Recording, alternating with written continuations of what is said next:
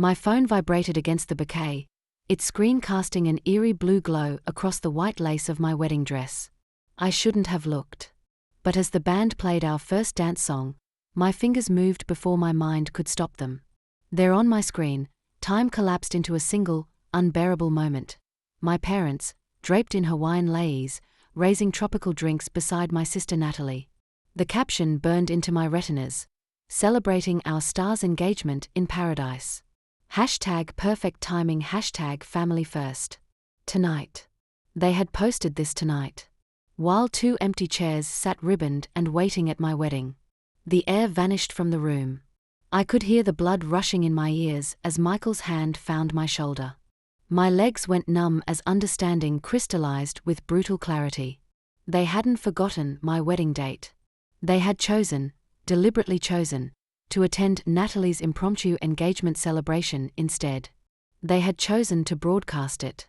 They had chosen to humiliate me on what should have been the most joyful day of my life.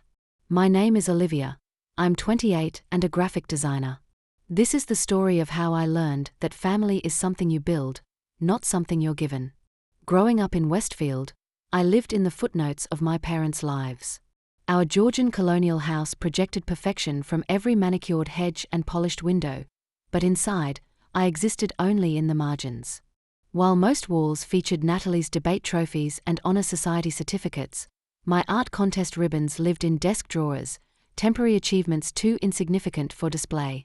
Be practical, my father would say whenever I mentioned my design ambitions, his attention already drifting toward more important matters. Natalie's pre-law track will give her stability. My mother's dismissals came with redirection. That's nice, Olivia, but did you hear about Natalie's mock trial victory? The pattern was so consistent, I could predict the exact moment my achievements would transform into conversations about my sister. When I was 14, my school hosted a student gallery night. I spent weeks perfecting my illustrations, imagining my parents moving proudly among the other adults. The fluorescent lights buzzed above empty space as other students received hugs and photos. My parents had texted that something came up. Natalie needed help with college applications. I walked home alone, portfolio tucked under my jacket against the rain. By college, I'd stopped expecting acknowledgement. My scholarship to the design program became a footnote in family calls dominated by updates about Natalie's law school prospects. I built a life in careful silence, internships between classes, freelance work until dawn, a growing portfolio that spoke when I couldn't. The agency where I interned offered me a position before graduation. I signed the contract with trembling relief, finally seeing a future where my work might matter on its own terms. My colleagues valued precision and creativity, qualities my family had dismissed as impractical indulgences. When Michael entered my orbit, the shock wasn't falling in love but being genuinely seen. "Tell me your thought process here," he'd say, leaning over my designs with authentic curiosity. In him, I found someone who didn't measure my worth against anyone else's. When he proposed by the riverfront, string lights reflecting in the water, I said yes to more than marriage. I said yes to belonging. We planned a small riverside wedding, saving carefully for the details that mattered. I designed invitations with hand-inked ripples resembling the river where Michael proposed. Even knowing their history of disappointment, I sent 3 invitations to my parents and Natalie. RSVPs came back immediately. Yes from Michael's parents, yes from my college friends, yes from co-workers who had become chosen family. Silence from my parents. 2 weeks before the wedding, my mother finally called. "We might be late," she said, her voice distant and dismissive. "Natalie's boyfriend is planning something that weekend. We'll try our best, but you know how these things go." I gripped the phone tighter.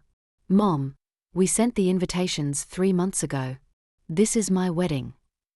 "Don't be dramatic, Olivia. We're talking about one afternoon. It's not like you're having some elaborate production. Natalie might be getting engaged. That's a once-in-a-lifetime event." The string lights swayed gently above the riverside venue as our small gathering of 40 assembled.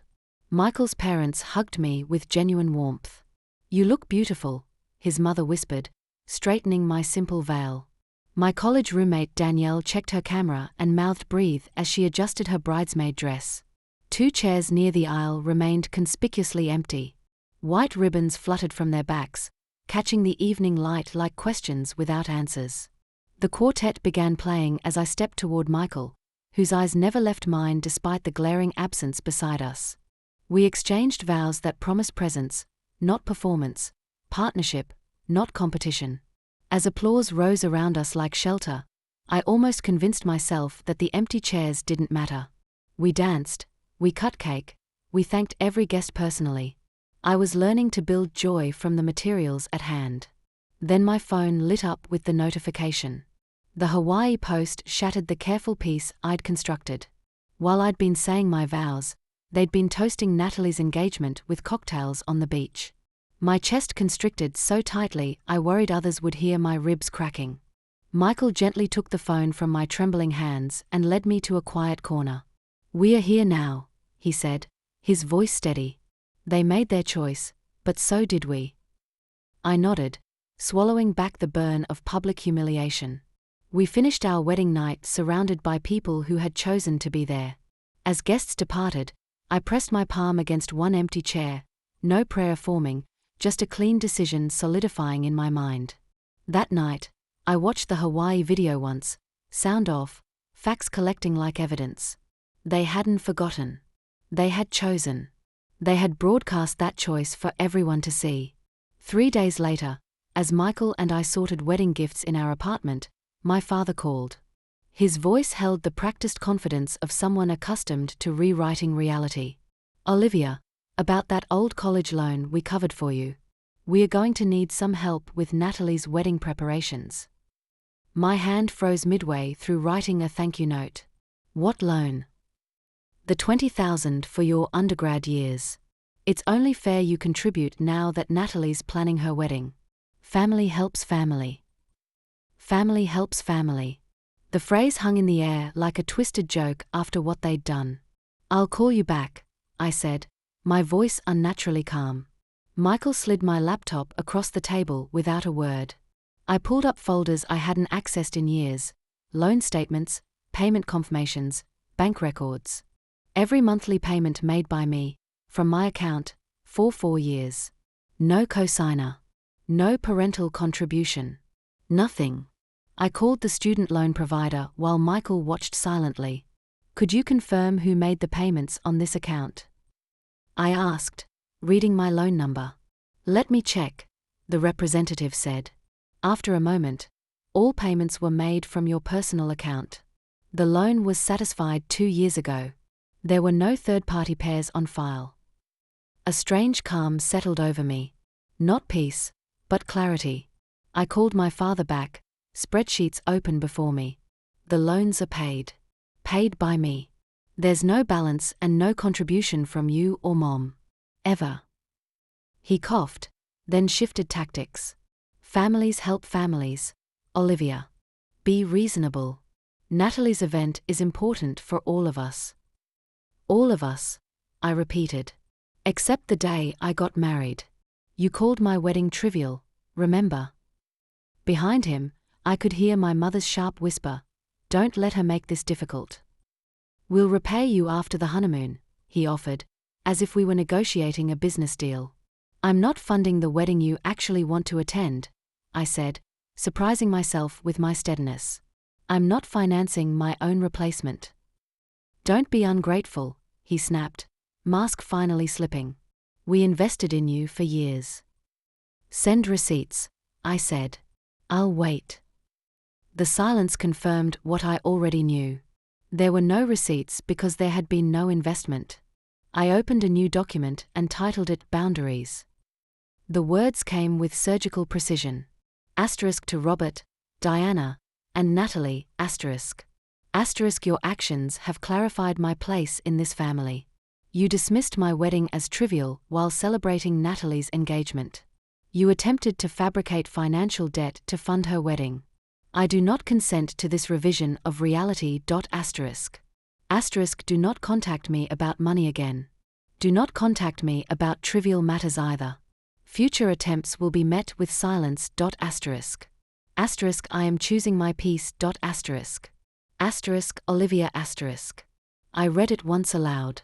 Michael counted breaths beside me like we were practicing vows again. I pressed send, then blocked their numbers. No apology came. The math was finally simple. What I didn't expect was how quickly consequences would spiral beyond my small act of self-protection. Aunt Mary stopped including my parents in family gatherings. I saw the Hawaii pictures, she told them bluntly. 2 empty chairs at Olivia's wedding while you were on vacation? No, I don't think that was a misunderstanding. Neighbors who had attended my wedding asked uncomfortable questions at community events. My father's attempts to explain misunderstandings fell flat when confronted with the timeline everyone could see on social media. Most surprising was Natalie's fiancé's family. His mother cornered my parents at their engagement party. "We heard you missed Olivia's wedding for this engagement trip," she said, glass of champagne poised mid-air. "Jeffrey and I believe family celebrations should include everyone. Fairness matters." Their perfect narrative began fraying at the edges. The engagement glow dimmed under scrutiny. The wedding planning hit unexpected resistance from Jeffrey's family, who insisted certain cousins be included, including me. I didn't orchestrate any of this. I simply stopped playing my assigned role. The consequences unfolded naturally, like water finding its level. Meanwhile, I built my life brick by careful brick. Morning coffee with Michael. Weekend hikes that weren't performances. Dinners with friends who asked questions and actually listened to answers. Silence stopped feeling like punishment, it felt chosen. My design work flourished without the weight of perpetual inadequacy. I began specializing in brand identity for small businesses, helping others find their authentic voice, something I was finally discovering in myself. When Natalie's wedding invitation arrived 8 months later, addressed formally to Mr. and Mrs. Michael Bennett, I recognized it as the peace offering it was meant to be. Not an apology, but an acknowledgement. I declined politely, wishing them well. A year later, when our daughter Emma arrived, small and blazing with new life, something fundamental settled in me. I held her, watching her tiny fingers curl around Michael's thumb, and realized I finally understood what family meant. Not a competition or a performance, but a choice made daily. Sometimes grief visited with old photographs and what ifs. I let it sit, then let it leave. Forgiveness didn't mean access. History stayed recorded. Closure looked like a locked garden gate with clear boundaries. 3 years after my wedding, my mother called from an unknown number. "We'd like to meet Emma," she said without preamble. Family should know family. I watched my daughter playing on the floor, surrounded by blocks and infinite possibility. "Family is what you build, not what you're given," I said quietly. "Emma has all the family she needs." I hung up and joined my daughter on the floor. She handed me a red block with complete trust that I would help her build something beautiful. "I'm Olivia Bennett, wife, mother, designer, whole. I chose my life, and it chose me back. And if they ever knock again, the garden stays locked." If you've ever had to protect your peace from those who should have sheltered it, you're not alone. Your boundaries aren't selfishness, they're self-preservation. And sometimes, the family you build is infinitely stronger than the one you were given.